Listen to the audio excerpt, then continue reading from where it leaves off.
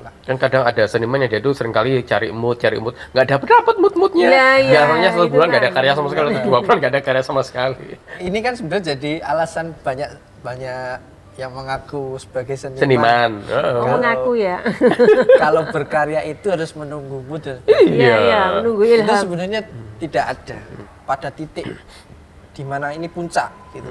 Kita tidak boleh lepas, dalam artian satu pasti akan banyak diundang dalam pameran sebagainya, banyak kolektor yang berminati karena kalau kita menunggu mood nggak dapat momen itu akan hilang. Nah, dunia seni itu seperti itu.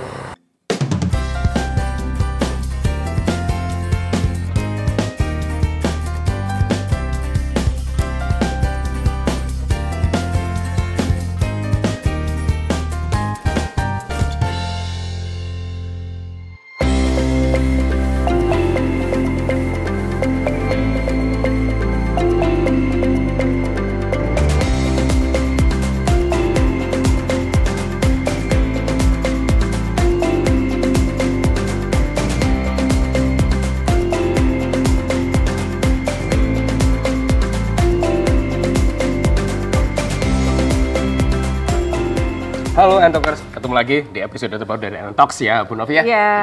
Dan suasana udah Desember nih. Jadi sudah mulai panasnya hilang, mulai sering hujan dan berefek kepada suara kami berdua.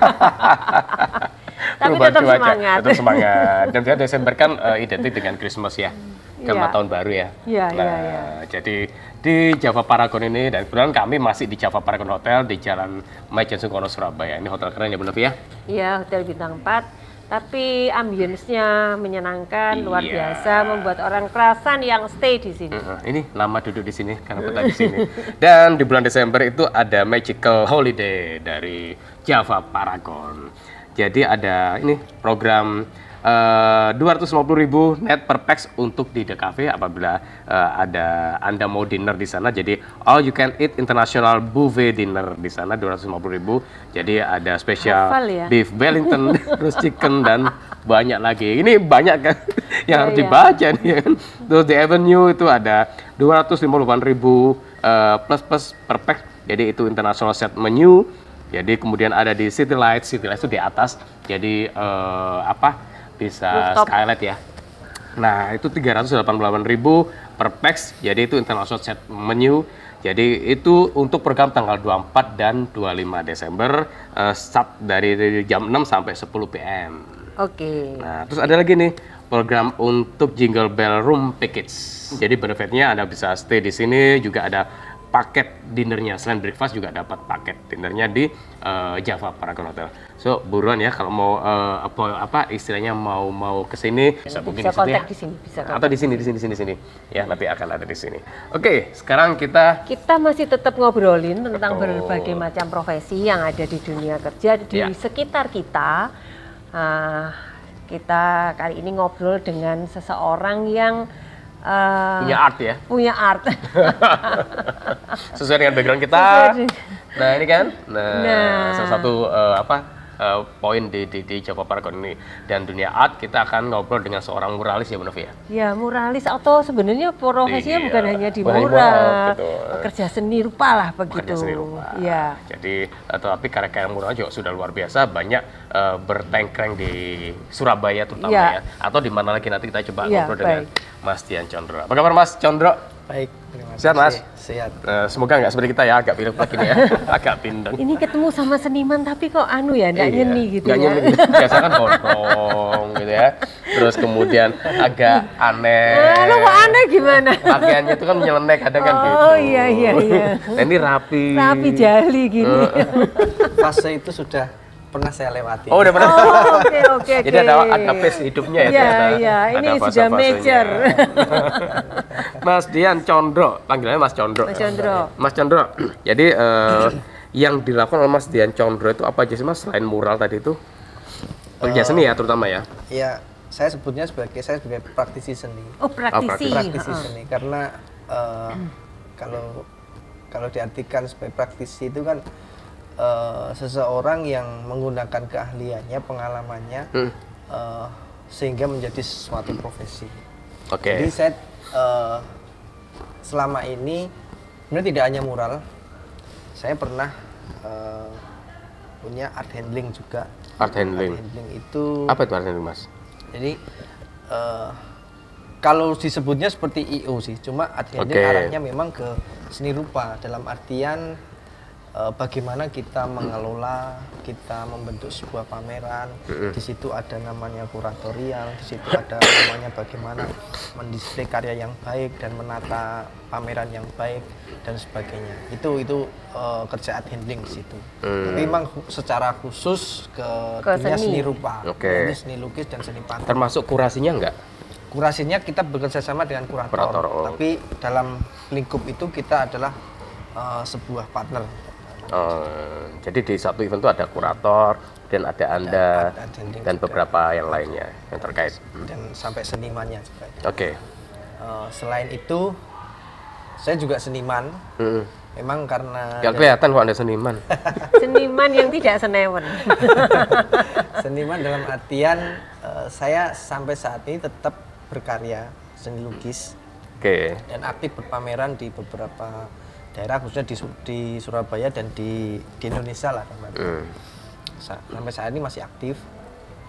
Terus saya juga ngajar mana? Ngajar seni di Vin Autism Gallery. Oke. Saya Ini juga, pernah Vincent. Iya. Di Saya- Citraland sana. betul.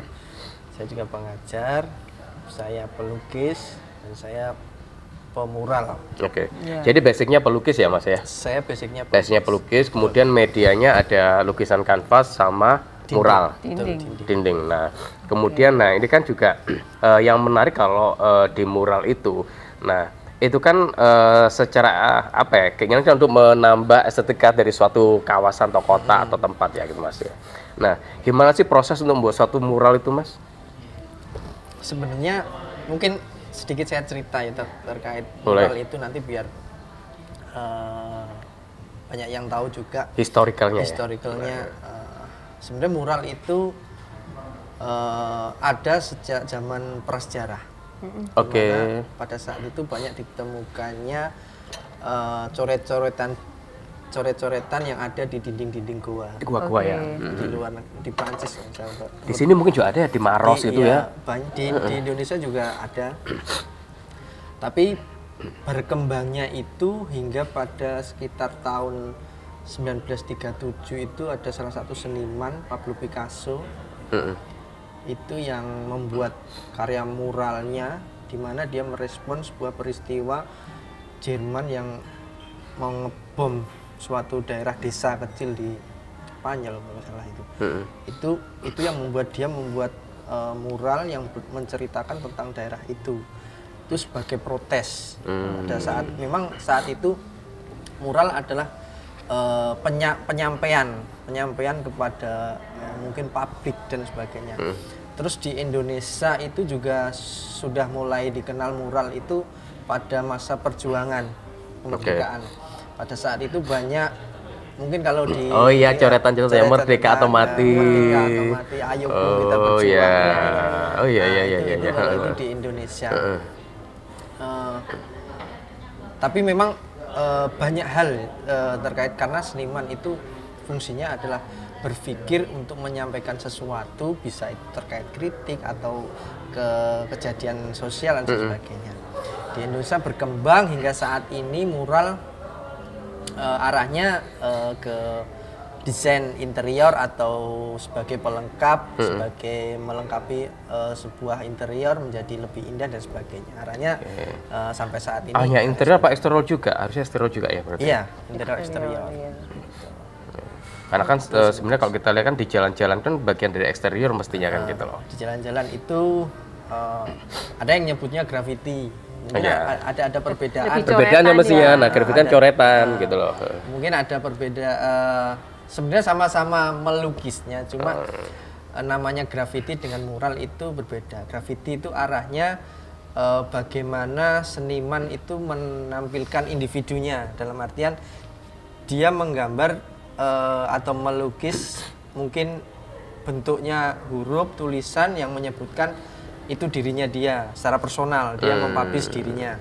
Tapi kalau mural itu bedanya ada tema tertentu, ada yang mau disampaikan, ada yang ya seperti tadi untuk mengkritik dan sebagainya. Bukan ekspresi diri. Bukan ekspresi diri. Tapi ada konsepnya ada ya. Konsepnya. Biasanya mural seperti itu. Oke. Nah, pada perkembangan kebanyakan kemudian sekarang mural banyak digunakan untuk menambah estetik dari suatu kawasan atau perkotaan tadi kan. Kota sekarang ya makin banyak. Kalau kita lihat di beberapa sudut di kota Surabaya kan ada beberapa muralnya. Dan kayak itu salah satu karya Anda ya. Iya, ada beberapa karya saya. Yang di mana, Mas?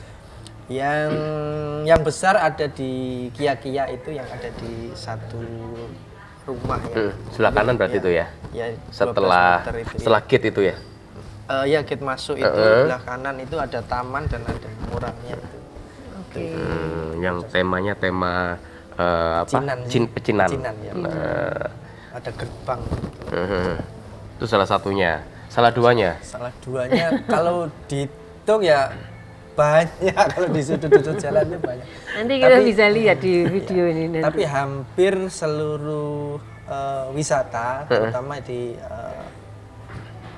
Jawa Timur, itu yang 3D, mural-mural 3D itu dari saya dan tim. Oke, Mas, untuk memural itu awalnya seperti apa sih, Mas? Kan biasanya yang saya tahu kan mural itu ada konsepnya kan. Nah itu awal proses kreatifnya itu seperti apa untuk membuat suatu mural itu? Sebenarnya sama sih kayak kita mengerjakan sesuatu pasti ada planningnya nanti terus baru eksekusi. Kalau selama ini memang karena banyak yang by order semua, memang kita mengikuti apa yang diminta oleh kliennya.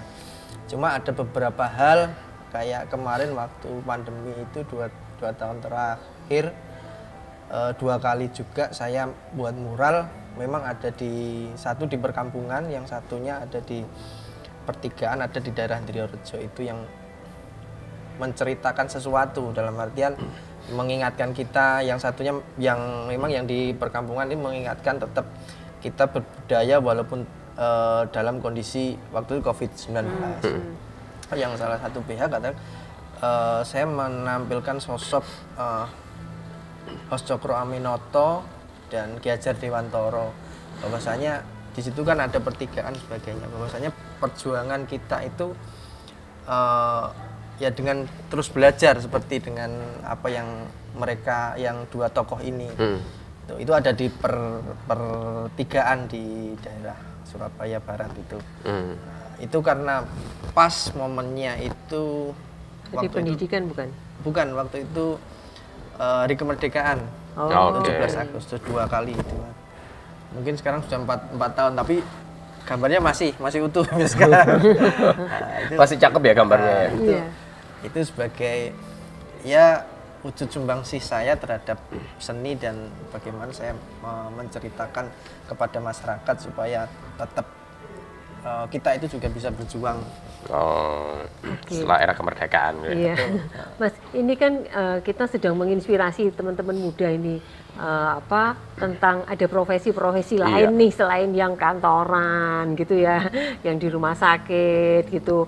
Terus ini ada nih ternyata kalau kita ini punya jiwa seni, kita mau mendalaminya, kita konsisten di sini, nah kita akan dapatkan achievement juga dari apa yang dilakukan. Nah, bisa diceritakan Mas dulu itu prosesnya itu seperti apa? Apakah ada dinamikanya yang harus konflik dan sebagainya menjadi kayak seorang gitu. Pemural seperti sekarang ini. Iya, dan sekarang informasinya tadi menemukan inilah tempat saya ternyata gitu loh.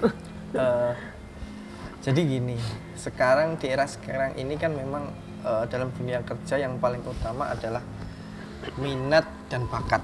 Iya. Oke. Jadi mungkin nanti teman-teman yang menyaksikan ini juga punya peluang yang sama dan memang peluang di dunia seni ini sangat luar biasa. Dalam artian mungkin tidak banyak terpublish, tapi sebenarnya orang yang hidup di dunia seni banyak yang kehidupannya luar biasa dan dia bisa merasakan kedamaian dalam arti ini diri saya, tapi dia juga bisa mengharapkan penghasilan. awal saya benar-benar memilih titik saya hidup di dunia seni adalah waktu itu. Mungkin saya akan bercerita agak panjang. Boleh. Nanti juga bisa. Ini 7 malam nggak apa-apa kok Mas. Mungkin Kayak dongeng. cuman nanti nggak semua dalam artian harus dicontoh. Ya. Hanya 1, 2 yang mungkin bisa jadi motivasi untuk teman-teman juga nanti. Jadi ketika saya, karena memang saya dari kecil udah aktif di dunia seni, saya ikut lomba-lomba sebagainya. Waktu itu lomba menggambar, ya. mewarna gitu ya. Waktu SMA itu saya melihat sosok guru seni, sosok guru seni yang mungkin pada saat itu yang saya lihat guru ini sangat santai, guru ini hidupnya kok kita lihat wah enak sekali ya, habis ngajar selesai pulang, ngajarnya cuma nanti kita melukis ini selesai, itu bahagia sekali lah, pelajaran yang bagi saya pada saat itu menyenangkan ya. Iya, tidak menguras tidak menguras energi ya. Nggak bikin jidat Jadi berkerut. nggak ngitung matematika, nggak ngitung keuangan akuntansi. Coret-coret. Dari situ wah tiba-tiba muncul cita-cita saya ingin jadi seorang guru. Guru seni rupa. Ya. Lah akhirnya saya masuk di sebuah universitas seni di Surabaya. S1. S1. Di situ karena lingkungan seni di situ banyak ada yang arahnya benar-benar ke senimanan, ada yang arahnya memang saya harus jadi pengajar yang baik karena di situ diajari untuk menjadi seorang guru. Oke. Ada yang saya harus lanjut lagi untuk menjadi seorang dosen sebagainya. Ada banyak hal di situ. Akhirnya disitulah cita-cita saya menjadi seorang guru itu tergerus. Oke. Tergerus Mau kemana? Iya, mau kemana? Banyak pilihan. Banyak persimpangan. Banyak pilihan dan banyak persimpangan. Tapi karena saya sudah ada basic, dalam artian saya sudah ada bakat, saya sudah ada minat untuk melukis. Oke lah, karena banyak yang mendekati dan sebagainya, memberikan masukan sebagainya. Pada saat itu saya dekat dengan seorang dosen juga. Akhirnya berubah untuk jadi guru seni rupa ya. Berubah. Karena dekat sama beberapa dosen, akhirnya jadi oke dosen. lah, jadi dosen. Oh ya. jadi dosen. Oke, jadi dosen. Berarti saya harus lanjut kuliah nih. Lanjut kuliah. Oke, pada saat itu saya harus lanjut lagi di situ juga, ya S2 selesai. Tapi ketika di S2 ini karena kesenimanan saya juga terus berjalan dan memang pada saat itu wah hidup saya itu pure 100% dari berkarya. Oke. Dari situ berubah lagi. Oke. Setelah selesai banyak ya layar pencariannya ya. Penemuan diri. Layarnya banyak ya. Berubah lagi. Gak jadi dosen. Wah, iya kayaknya kalau saya jadi dosen nanti saya harus meninggalkan banyak hal. Mungkin saya harus Lebih terikat ya kalau jadi dosen. mungkin saya saat ini harus memutuskan oke lah saya akan hidup di dunia seni. Makanya saya sebut saya akan jadi praktisi seni aja. Itu karena memang dari saat itu dari awal sampai saat ini yang dalam artian bisa menghidupi saya dan membuat saya enjoy, saya bisa menikmati pekerjaan saya itu adalah di dunia seni. Tapi kan nggak ada pendapatan tetap kok jadi praktisi seni, Mas. Jadi kok jadi dosen ini ada pendapatan tetap. Iya. Gitu. Nah ini kadang kan dari kalangan orang tua atau anak-anak muda kan, waduh gimana ya kalau jadi praktisi seni kan nggak ada pendapatan tetap kan kalau dosen atau guru kan ada. Nah itu kenapa kok memilih jadi seperti itu? Itu juga sebuah perjuangan bagi saya ketika dilema kan ketika ada pilihan untuk menjadi pegawai dalam artian harus tetap di situ dan itu salah satu cita-cita dari orang tua saya. Saya harus berjuang minta izin ke beliau. Dalam artian sekarang tinggal ibu saya kan lah. bagaimana ibu saya bisa merestui saya untuk terjun di dunia seni ini. Akhirnya ibu saya luluh. Dengan berbagai cara berbagai cara dan berbagai alasan untuk ibu saya bisa menerima bahwasanya saya harus hidup di dunia seni. Saya mungkin tidak bisa meneruskan perjuangan beliau untuk jadi pengajar. Akhirnya ibu saya merestui. Mantep dah. Nah, dari situ mantep dan terus mengalir. Semua kalau dibilang job tower. Jadi restu ibu itu wah luar biasa. Berkah ya. Itu, mungkin nanti itu bisa menjadi acuan. Tetap restu orang tua itu menjadi jadi berkah. Hingga suatu hari saya menemukan yang namanya inilah rumah saya. Itu ketika saya bergabung dan membantu mengelola Divine Autism Gallery. Akhirnya saya tetap bisa jadi pengajar. Ya, salah satunya ngajar di situ. Karena even though bukan lagi di suatu institusi ya, kayak di kampus atau di dan yang diajar ya itu tadi sesuatu yang dari anak-anak berkebutuhan khusus ya. Betul. Terus dan umum di situ. Dan umum juga. Jadi itu makanya setelah saya mendapatkan restu, akhirnya terus restu itu memberi berkah gitu. Dalam akhirnya saya bisa menemukan rumah, dalam artian Divine Autism Gallery saya tetap bisa berkarya. Saya bisa menyalurkan ilmu saya karena ilmu adalah pahala yang dibawa sampai. Betul. Itu yang luar biasa. Dan saya tetap bisa berjalan di dunia seni gitu loh. Bisa mengelola seni rupa. Di situ apalagi galeri seni ya. Itu sangat dunia Anda di situ ya. Dunia saya di situ. Jadi Anda menemukan this is my place gitu ya. Dan saya tetap juga bisa mural. Dan saya juga bisa mengembangkan murid-murid di situ untuk dalam artian punya pengalaman di situ. Itu lebih makanya dari jadi ada dua kepuasan ya, Anda sebagai praktisi pengajar juga ngajar anak-anak itu untuk mendalami seni lukis, dan ada kepuasan ketika Anda menjadi seorang pelukis sesungguhnya bagi diri Anda dan juga mural itu ya Mas ya. Dan satu lagi, saya melahirkan dalam artian melahirkan generasi baru. Itu yang bagi saya sangat luar biasa. Jadi di Divine Autism ini saya luar biasa dalam artian banyak bibit-bibit yang luar biasa dan mungkin ke depan bisa dikembangkan ya. Oke, luar biasa. Mas, berarti kan ini kembali lagi ini sharing terkait dengan dunia pekerjaan. Kalau Divine galeri itu ada berapa tetap ya otomatis ya. Tetapi sebagai pelukis dan pemural tidak ada pendapatan tetap toh Mas. Gimana Anda mengelola itu Mas? Karena kalau dalam dunia seni, kalau kita mengharapkan dalam artian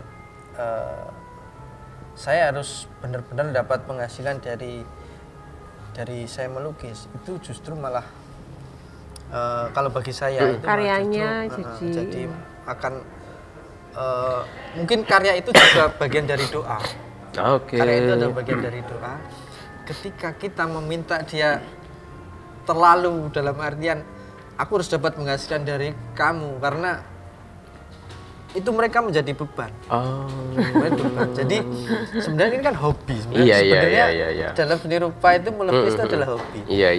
Hobi kalau dipaksakan tidak ada target. Tidak ada target. Tapi kalau hobi tetap kita lakukan secara senang dan sebagainya, dia akan secara tidak langsung memberikan lebih kepada kita. Itulah menjadi patokan saya. Kecuali kalau misalnya customize membuat mural tadi itu ya kan by request dari institusi atau perusahaan atau kota yang merequest Anda ya. Nah itu berarti kan berdiskusi konsep dulu ya. Betul. Nah kecuali kalau itu berarti kan by request ya. Sebenarnya seni itu nggak dibatasin ya. Fleksibel ya. Jadi seni itu harus bisa ya itu tadi. Bisa bergerak kemana-mana pun bisa, bernegosiasi juga bisa. Cuma tidak bisa ya itu tadi kalau bagi saya saya tidak bisa memaksakan seni itu sebagai penghasilan utama gitu. Okay. Tapi begitu menghasilkan lumayan duitnya kan Mas. Nah itu. Mantap. Jadi sebenarnya peluang dunia seni itu satu, seni itu tidak bisa diukur dalam artian nilai. Ya. Ya. Mungkin sekarang harganya Rp1, kalau secara nilai mungkin Rp1, bisa jadi 3 bulan ke depan atau bahkan bisa bernilai-nilai. Nah itulah seni. Tapi lukisan nggak ada yang murah ya Mas? Ya kalau sebenarnya kalau murah hendaknya itu seni dilihat dari bagaimana sejarahnya, bagaimana pola senimannya, dalam arti selama ini berkesenian itu seperti apa, itu yang mempengaruhi nilai. Kalau Mas Condro ada alirannya nggak? Sebenarnya kalau aliran, kalau di era saat ini sebenarnya sudah tidak ada, karena banyak seni yang sekarang hanya tren, arahnya ke kontemporer sebagainya. Oke. Cuma kalau disebut dalam aliran, memang saya arahnya ke surrealis, pop surrealis. Jadi pop yang kekinian, dalam artian surrealis yang kekinian. Jadi kalau pop surrealis kekinian tuh ngikutin tren ya? Betul. Jadi selalu berkembang. Selalu berkembang. Iya. Sesuai dengan tren kekinian yang ada ya? Betul. Iya, iya. Tapi kalau arah berkesenian itu, kalau dunia saat ini kita sudah tidak bisa menyebut karya ini adalah karya surrealis, karya ini adalah karya abstrak atau apa sebagainya. Itu sudah tidak bisa, karena momennya sudah selesai, dalam artian sekarang era kontemporer itu semua bebas menyebut karya seni itu seperti apa. Oke. Tadi kan sudah diceritakan Mas di perjuangannya untuk kemudian menemukan rumah barunya gitu kan ya. Nah ini barangkali ini di antara para pendengar ini ada pemirsa ini ada yang kepingin mencoba, tapi tipsnya supaya tadi loh aman ketika meyakinkan orang tua tadi itu gimana supaya ini loh, ini bumpernya ini ada cukup baik gitu sehingga kemudian enggak usah ada, tidak perlu khawatir. Atau nggak khawatir lagi. Iya, satu orang tua nggak khawatir, dua kalau nanti ngelamar calon istrinya mertuanya juga langsung oke, kayak gitu. Iya. Jadi memang iya, kalau kita hidup di dunia seni itu banyak tantangannya. Ya. Terkait jodoh dan sebagainya tadi. Mertua itu lihat profesi sebagai seniman itu, waduh sudah otomatis sudah gitu. Itu kan orangnya sudah nggak tertib, nggak bisa diatur, gitu-gitunya kan dengan atributnya loh ya, betul. yang dipahami umum ya. Apalagi dulu masih gondrong gitu kali ya. Embel-embel itu, wah pasti orang tua, waduh anakku memang gitu. Oh gitu. Tapi sebenarnya peluang di dunia seni itu sangat luar biasa, dan mungkin malah di luar nalar gitu kadang. Jadi untuk teman-teman pendengar di rumah bisa, dalam artian banyak hal yang bisa diakses di dunia seni, hingga saat ini kalau benar-benar kita masuk di dunia seni itu bahkan kita bisa mendengar yang namanya lelang sebuah karya mencapai miliaran. Itu sekarang menjadi tren di Indonesia terutama, apalagi karya-karya yang karena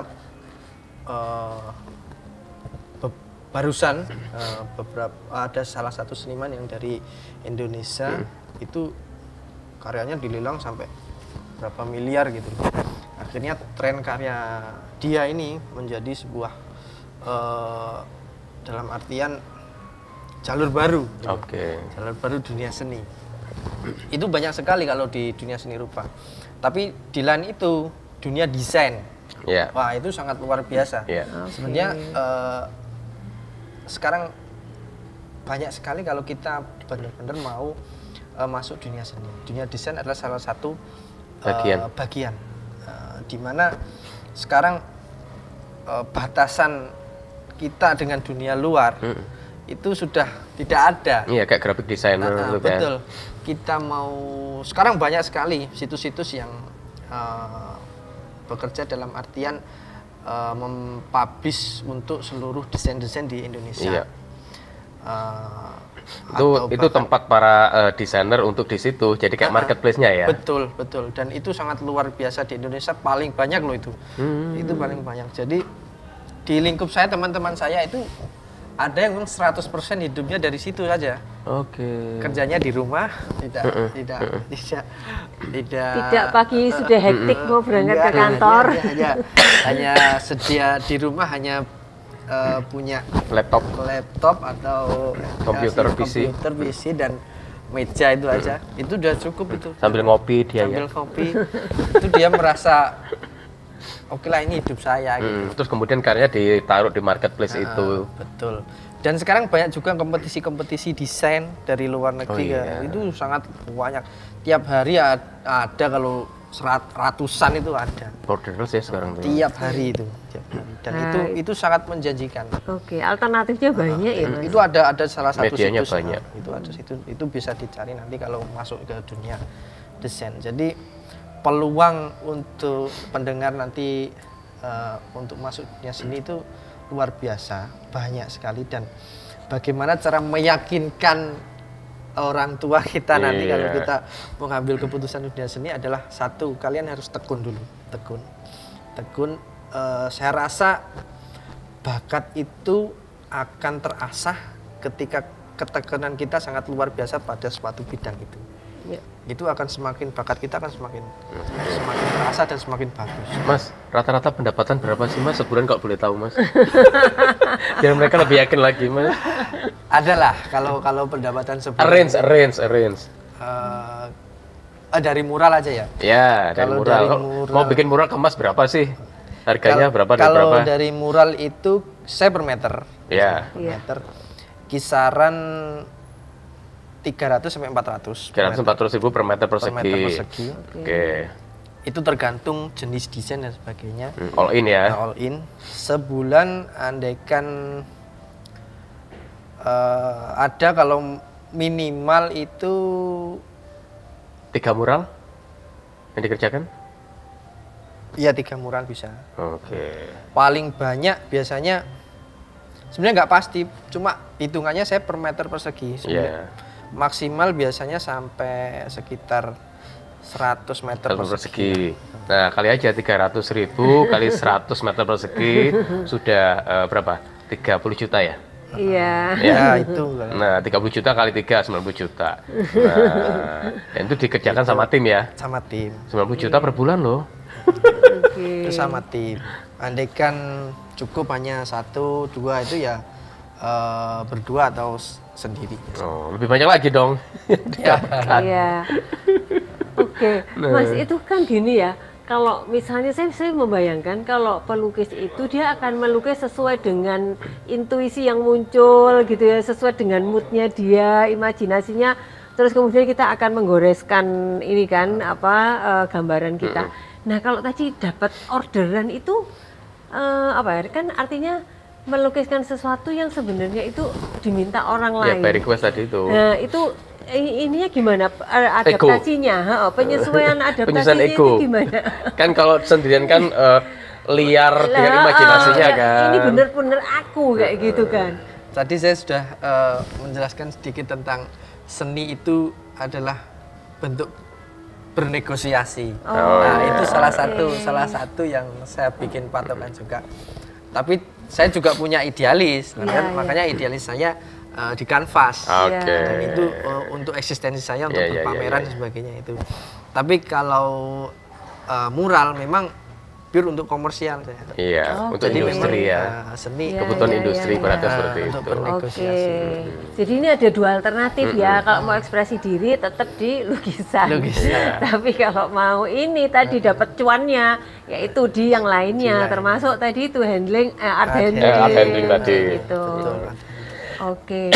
Jadi kalau kita ini profesional gitu, orang ini yang bekerja gitu, kita ini makin expert itu antara lain adalah selain lama waktu, jam terbang gitu ya, juga dengan mengikuti kayak pelatihan yang kayak gitu. Nah, kalau di bidang seni itu apa pelatihannya itu modelnya kayak apa yang kemudian menambah wawasan kita sehingga ini lukisan kita ini jadi lebih apalah berbobot atau gimana, makin tinggi nilainya. Jadi kalau dunia seni ini mungkin agak berbeda ya kalau dalam artian untuk pembelajarannya, karena visual arahnya kan. Jadi menurut pengalaman saya dari awal hingga saat ini yang memperkaya saya dalam artian pengalaman visual saya itu satu, saya banyak-banyak melihat.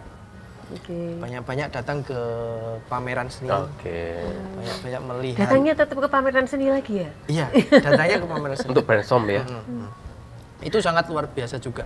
Ketika kita datang, kita pasti nanti pulang dapat Insight. Ya. Kan nggak mungkin datang ke pameran mesin kan. terus satu lagi kalau atau pameran properti. Nah itu. Tapi itu perlu kalau properti kayaknya. Oh iya.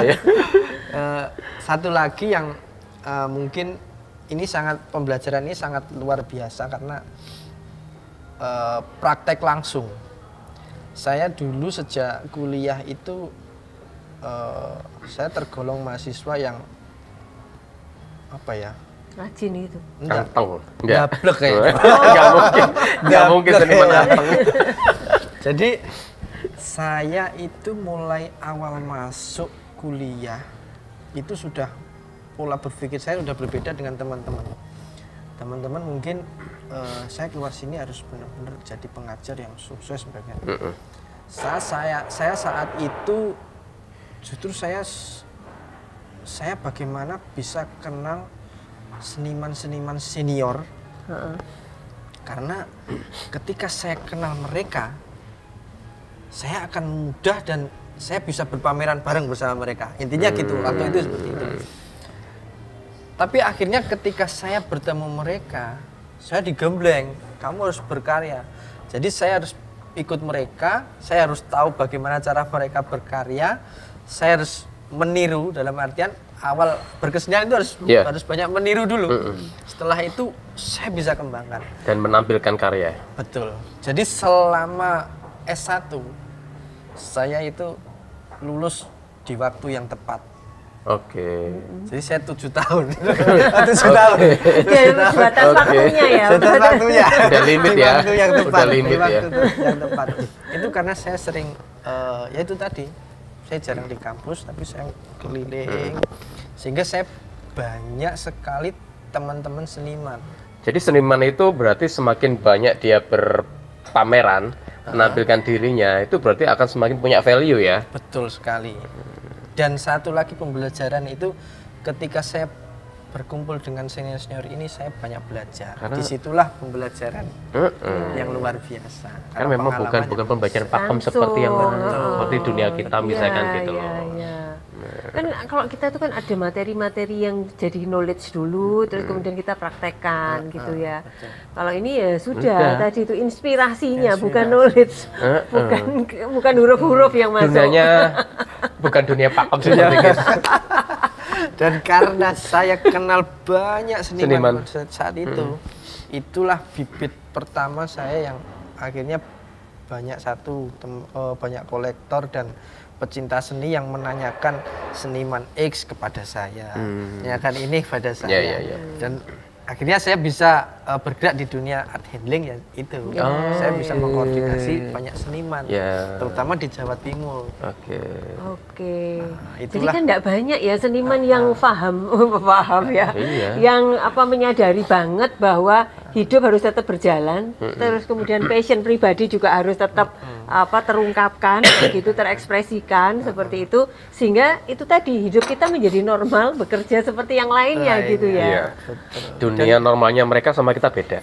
Iya, gitu. Tapi kan sama gitu, karena banyak sekali ketakutan orang tua itu ya itu tadi, kalau anaknya hidupnya menjadi tidak terarah di masa depan karena nyeni gitu, dan kemudian ya dianggap kayaknya yang penting bertanggung jawab ya terhadap profesi yang diambil tadi ya, bahwa tetap terus berkarya dan men-show off-kan karyanya ya, kan gitu ya. Itu poin utama. Sebenarnya semua itu tanpa kita sadari kok. Apa yang kita lakukan itu pasti akan menuai hasil ke depannya, itulah. Kan kadang ada seniman yang dia tuh seringkali cari mood, nggak dapat moodnya. Biasanya satu bulan nggak ada karya sama sekali, atau 2 bulan nggak ada karya sama sekali. Dan kan berarti tidak bertanggung jawab terhadap profesinya kan gitu loh. Tapi sebenarnya kalau ini kan sebenarnya jadi alasan banyak yang mengaku sebagai seniman. Mengaku ya. Kalau berkarya itu harus menunggu mood. Iya, menunggu ilham. Itu sebenarnya tidak ada. Padahal Ilham lagi kerja di kantor. Iya. Pangsit juga belum tentu mau datang ya. Sebenarnya tidak ada. Ketika kita sama saja sebenarnya kita sudah masuk dalam dunia seni rupa itu polanya hampir sama. Karena kalau kita sudah dalam artian kita pada titik di mana ini puncak gitu. Kita tidak boleh lepas dalam artian satu pasti akan banyak diundang dalam pameran sebagainya. Banyak kolektor yang diminati karena kalau kita menunggu mood nggak dapat itu momen itu akan hilang. Nah, dunia seni itu seperti itu. Kalau kita tidak bisa bertahan, ya udah lepas. Ya itu dia, makanya kadang kan kita nemukan seniman yang mohon maaf gelandang dengan kehidupannya sendiri kan gitu loh. Itu yang menjadi sebenarnya pekerjaan seniman itu luar biasa dan menghasilkan sebenarnya. Tapi ya itu harus punya tanggung jawab ya. Punya tanggung jawab. Oke. Intinya itu. Kuncinya itu ya, punya tanggung jawab terhadap profesinya. Walaupun itu sebagai seorang seniman kan gitu. Iya. Mas, ini kan dari awal ini kayaknya kan memang sudah punya apa ya, bakat seni, terus mungkin dari orang tua, terus punya bakat dipelihara gitu. Kalau misalnya katakan kita nggak punya bakat seperti itu, tapi kok kayaknya kalau cuma gambar-gambar aja bisa sih gitu, itu memungkinkan enggak ya? Sangat memungkinkan. Bisa ya? Karena ada kayak sekolahnya di tempat Vin Gallery itu bukan? Bisa di Vin Autism Gallery kita memang mencetak dalam artian benar-benar pola berpikir yang bebas. Walaupun dia nggak punya bakat loh sebenarnya. Iya betul. Karena saya punya cerita, ini teman saya, sekarang sukses di dunia seni rupa dan seniman terkenal juga ada. Sekarang dia tinggal di Jogja juga. Itu dia dari nol, belum dari nol. Dia tidak ada basic seni, tidak ada dari keluarga seni. Pada saat itu dia hanya bekerja di pabrik kalau nggak salah. Oh gitu. Tapi ketika dia melihat seniman-seniman, itu dia punya ketertarikan tersendiri. Awalnya, awalnya saya lihat, ya, oh seperti ini gitu. Tapi setelah dia benar-benar tekun, itu tadi dia tekun, dia berusaha, hasilnya luar biasa. Oke. Awalnya dia hanya sketch-sketch aja. Iya. Terus bikin wajah sebagainya, pelukis wajah sebagainya. Terus sekarang jadi basic ya wajah ya. Jadi pelukis hiperrealis yang terkenal. Oke. Ini jadi kabar yang penting punya baiknya. kemauan lagi ya. Iya, ini kabar baiknya ya, bahwa seniman itu tidak harus dari awalnya sudah punya bakat bawaan atau warisan dari orang tua, warisan genetik maksudnya, terus kemudian harus bisa jadi seniman yang unggul. Ya, jadi dari nol pun ketika Anda nggak punya bakat, kemudian Anda tertarik dan memulainya ternyata bisa. Yang penting adalah ada kemauan di sana kan loh, dan ketekunan di situ. Kemauan dan ketekunan poinnya. Betul. Terus ini kan kalau misalnya karena ini juga ngajar di Vin Autism Gallery, berarti kan sebenarnya begini ya, kalau saya ngelihat ini loh, mengajarkan sesuatu dengan cara yang berbeda gitu ya. Seperti itu. Nah, itu ada seninya sendiri nggak sih? Sebenarnya berjalan, memakai baju, berlari itu adalah seni gitu. Maksudnya gimana, Mas? Dalam artian secara tidak sadar atau secara kita tidak sadari bahwasanya kita duduk aja ini kita mempertimbangkan estetik, keindahan diri kita sendiri. Kita berjalan juga secara tidak sadar kita menata diri kita biar terlihat bagus di mata orang dan sebagainya, itu pasti. Iya betul sih. Itu adalah seni gitu. Oh, jadi seperti ini, agar looknya bagus di depan kamera, duduknya seperti apa? Betul, itu adalah bagian dari seni. Kalau kita berbicara tentang estetikanya berarti ya, estetikanya berarti ya. wah itu arahnya udah ke situ semua. Termasuk bagaimana kita memberi pembelajaran kepada anak-anak seperti ini atau anak-anak berkebutuhan khusus. Sebenarnya tidak ada bedanya anak berkebutuhan khusus atau anak umum pun juga polanya hampir sama. Cuma prosesnya yang berbeda. Itu aja sih. Sebenarnya semuanya hubungannya dengan semua. Oke. Baik. Udah panjang lebar. Sebentar, ada lagi? saya kok kepingin ini ya. Pengen tahu, ada orang yang kemudian melukis terus kemudian dia jadi lebih stabil, lebih tenang. Itu sebenarnya gimana ini? Logikanya, penjelasannya. Kalau di dunia seni rupa itu di tahun 2000-an itu yang namanya art brut atau karya-karya yang diciptakan oleh orang-orang yang menderita skizofren. Itu menjadi tren pada saat itu karena apa? Karena seni di sini berperan memberikan sebuah ketenangan. Seni berperan menjadi sebuah bentuk terapis. Akhirnya di situ dikembangkan menjadi sebuah metode dalam artian penderita-penderita skizofren ini diarahkan atau bahkan mereka sendiri yang punya inisiatif, entah itu bentuk tulisan saja terus atau hanya titik-titik hanya terus gitu aja, tapi menjadi sebuah objek atau menjadi sebuah bidang itu menjadi penuh dengan itu timbullah seni sebagai sebuah terapi atau seni yang memberikan ketenangan. Itu. Jadi memang sih saya kalau misalnya mewarna itu kan sudah ada anunya kan paturnya tinggal mewarna aja kan. Nah itu akan timbul ketenangan sih sebenarnya, hanya mewarna doang kan gitu loh. Dan biar nggak pikun juga katanya. Betul, karena pasti kan sebenarnya mewarna dan melukis itu kalau kita sandingkan dengan berhitung sebagainya, mungkin kalau dirasa secara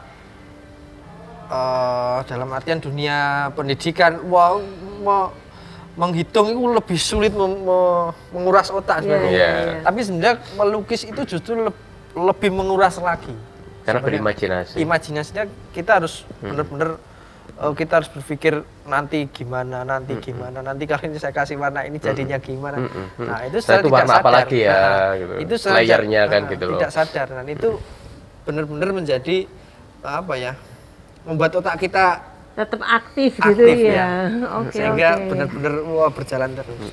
Belajar mewarna. Iya, tak belajar. Kayak anak TK sekarang. Iya, saya punya buku yang itu yang di Gramedia, terus warnanya apa. Iya, menyenangkan loh itu. Ada poinnya kan itu warna ini sesuai nomor. Iya. Itu bagus. Oke, Mas Condro, menarik sekali. Bahwa ternyata profesi sebagai seorang seniman itu juga menghasilkan loh, ya kan? Dan lumayan gede pendapatannya. Gede. Iya nggak lumayan lagi ya, gede pendapatannya. Jadi bahwa profesi sebagai seorang seniman, khususnya sebagai muralis atau sebagai art handling atau sebagai pelukis, juga dituntut untuk bertanggung jawab terhadap profesinya. Sehingga menghasilkan suatu karya dan harus di show off kan, dipamerkan. Betul. Dan dari situ bahwa seniman itu punya value dikenal. Bukan nunggu mood ya Mas ya. Betul, tidak ada. Seniman itu tidak boleh menunggu mood. Nah, jadi mentarget diri sendiri otomatis seperti itu kan. Sehingga ada karya yang dihasilkan. Nah, dari situ Anda berarti akan bertanggung jawab dengan profesi Anda dan tidak kalah juga dengan profesi yang kantoran ya. Nah, tetapi itu juga bisa menjadi suatu kebanggaan, ya kan? Bahwa kita punya yang kita hasilkan berupa karya tadi, ya Mas Condro ya.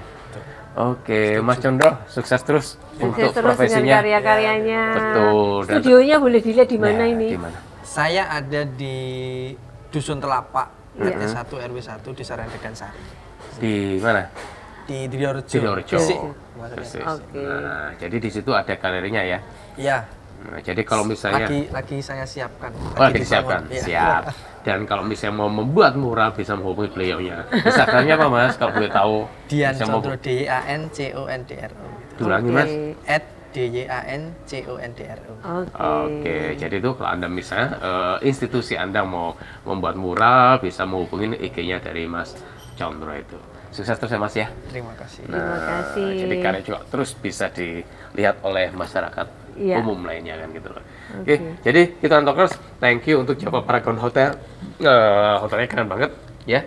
Dan kembali lagi ini vibes-nya vibes Christmas. Jadi ada beberapa paket magical holiday di sini. Jadi di The Cafe itu ada buffet dinner. Di situ all you can eat mulai dari 250.000 net per pax. Kemudian di Avenue Lounge and Bar itu 258.000 per pax. Kemudian di City Lights itu 388.000 per pax itu untuk tanggal 24 dan tanggal 25. Kemudian ada Jingle Bell Room Package itu mulai bukan mulai sih 898.000 net per room. Jadi ada juga paket dinernya di situ sudah include Bu Novi. Jadi bukan hanya sarapan aja, tapi juga sudah ada dinner di situ. Terus kemudian ada diskon 20% for food and beverage apabila Anda membeli paket dari Jingle Bell Room Package ini. Oke, jadi di mana hubungannya jangan lupa. bisa di Java Paragon Hotel. Oke. Terima Gitu ya? kasih. Oke, jangan lupa NN Talkers kalau sudah nonton kasih tanda like, kemudian share ke teman-temannya supaya yang lain juga mendapatkan manfaat. Dan jika yang belum silakan subscribe. Iya, oke. Sekali lagi, thank you ya Mas Chandra ya. Terima kasih Mas Chandra. Sampai lagi Talkers di episode berikutnya.